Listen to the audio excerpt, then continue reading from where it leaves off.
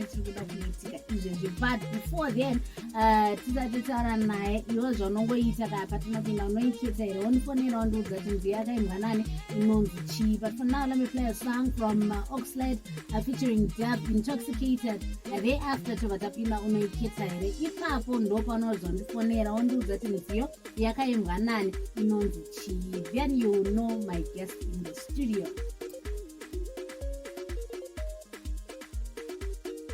Inoyewedza zvechokwadi. Ndandotoona zingini kairi kutotara unga munhu abva kumira. Very fresh. Right, Mr. T1. Probably you can just tell us kuti how has the journey been? Atakatarisa nyaya yokuti vanhu vakawandisa kana munhu akaenda pama auditions anogona kungonzi mudhara kai voice renyu haribudi, muri kutedzera kana nhingi anotaura kopi, saka hapana future pamuri. But mimi makatohadhira tikazoona maisa mamic stand machi handizivi kuti makabatanidza sei kuzobuda nechinhu chese chiya izvezvizvi you've gone viral masocial media platforms. Everyone atori nesong nyowani anatofila kuti inini ndoda song yangu ifai, anongotsvaga baba D kana kuti T1 chokwadi. No, zvakaitika ndezvekuti rwendo rwacho harwaisava nyore semataurira muri kuzviita, because inini ndichitanga handitika ndakatanga I think ndingatichirwa gore ripikwa pa 2012 handinasi 2012 ndakatanga ndichiita zvemadrama. Saka ndaiva ndine kasipika kangu kandaibereka so kakari padumbo pana. Saka ndaiti ndichitaura so vanhu vaibva vaniti iwe mukomana uritaura kunge utaura like kunge Richmond siya kurema. Ndikati no imimi ndimuri kudinei, ndimuri kuzvinzwa. Saka ndakaramba ndichingodaro vanhu ndaitengesa madisk, ndaita madrama ndaita madrama ndika. Saka ndachifamba ndichitengesa madisk aya. Saka vanhu manje pakutengesa paya waichiti aiwa iwe chitaura kunge zvauri kuita zvepa radio ndozvikuti nakidza. Imwe mari ndaitoivana kutoburikidza nekungotaura ikoko. Ndisingatotengese madisk. Chingotaura dzokurodza futi zvaita. Because zvinenge zvakubata. Handiri mazvona mai. Saka ndakaramba ndichingopusha ndichingooenda tikambopinda mune mama station zvichiramba, but handina kuora moyo nekuda kweizvozvo because zvinhu zvangogara zviri mandiri. Ndichibva ndaramba ndichiendawo tichizotendawo Mwari social media yakabva yazouyawo. Tichibva tatanga kungopushawo tiri pa social media nditoona nyika iri kutodaira. Saka Mr. T1, saka imimi pamuri kushanda mustudio menyu vanhu vakutoshandisa ngati platform platform yenyu imimi social media platform zvekare vanouya kustudio votaura kuti aiwa tiri kuda kuti script redu rifai rakadai, muri kubhadharisa ere maadverts aya? Maadvert tinobhadharisa nekuda kwekuti ini ndiri kushanda social media nemunongoziva kuti tinenge tichishandisa data chichi zvinenge zvisiri zvemahara, ndinenge ndichitoburisawo mari. Saka ndinewo kamuripo kandozongoti kuti uyo vanhu vatouya kutoloncha maalbum avo, vari kuuya kuchiadvertisa mabusiness avo. Saka tinenge tichingobhadharisawo tichingoendawo kamariwo kashoma tichitofamba zvakanaka. Saka pamakavhura ofisi yenyu studio yenyu iyoyo ndandiri kuti rega timbonzwa kuti pamakavhura station iyoyo i24/7 here muri mukati kana kuti aiwa tinomboita maraundi tomboita kakuhasla tozodzoka? Aiwa isisu yedu manje station yakasiyana nedzimwe nhepfenyuro idzi, hatiite 24 hours. Tine time yatinoita malive, tine time yatinogadzira maskits tichiposta. Makawanda zvakaita sei? Tinedu kuwanda zvakanyanya so far 3. Asi vanhu kana vachiuya vari kuti tiri kuda T1 vanoti tiri kuda T1 ndo pazvinoperera ipa.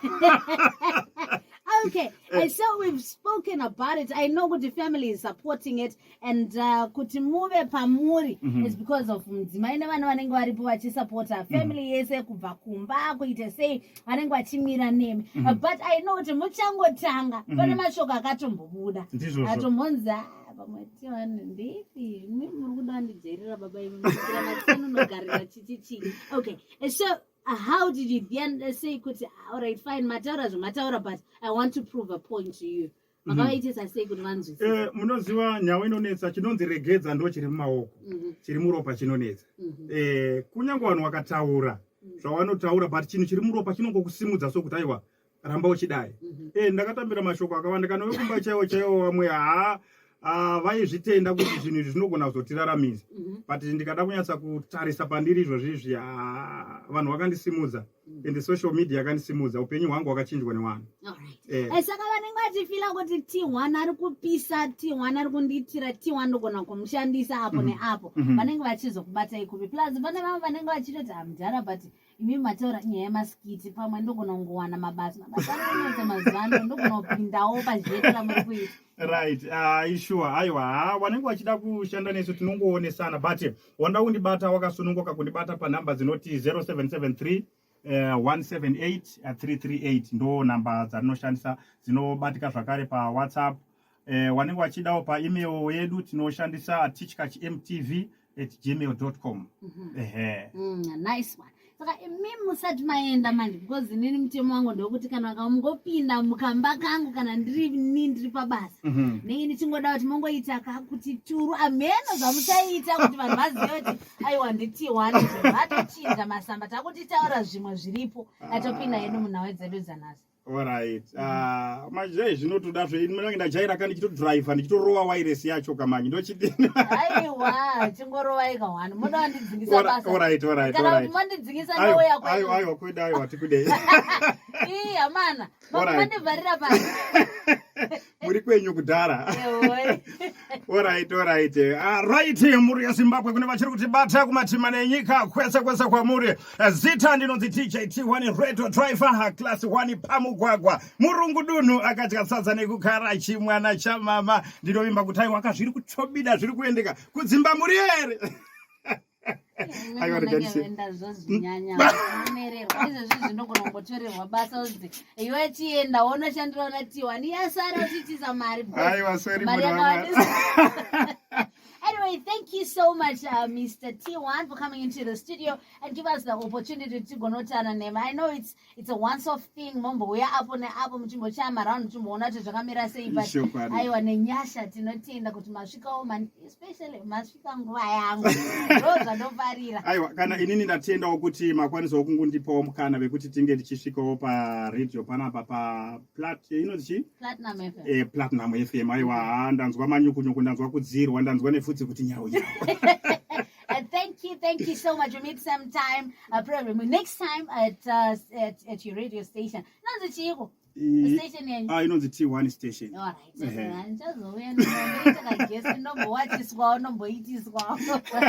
Okay, thank you so much for coming in. Okay, thank you. I'm everywhere na fara singaiti. Kana ini? Iwe. Kana yana yangu ro inzgo. Eh? Inzgo.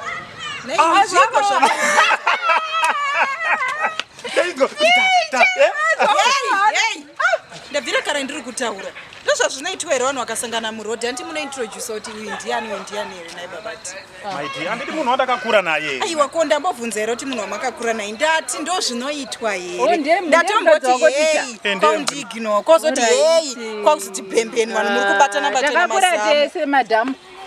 maiti tabatana mazamu pamusvika kubatana mazamu zvamaita mazamu munokuziya here madhamu saka zvii zvamaita ane zamu rabata maiti kwaivangochiti ndanzwa kuti gidimu uchibata pachesti pake kwakuri kudini babati yeso mai mwana musaite dzungu munhu akabvisa murume wenyu ujaya chaizvo munomuziya munomuziya naimi mai mune miyedzo here aiwaka munhu akabvisa ujaya ndinika ndini ndakabvisa ndinoziya mukomana wake ndikamubvisa inini munoziya zvese ndoziya zvese akachema mani uyu mazvinzwa akamubvisa akachema munoziya zvese paari saka chii chandisingazivi chamunondita nayo panhengo yake munoiziya aiwa baba zviko zviri kutaura munhu wako iri kutaura kwarara hakuna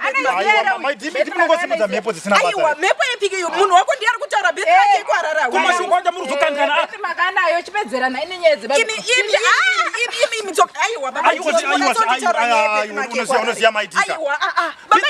auna beti make kwararere ndichisangana negweri kudai ndinayozve maitika saka izvozvi zvimusikana uyo ari kutaura akakubvisa ujaya akakubvisa chii zvese anditi munhu wese ane beti make aiwa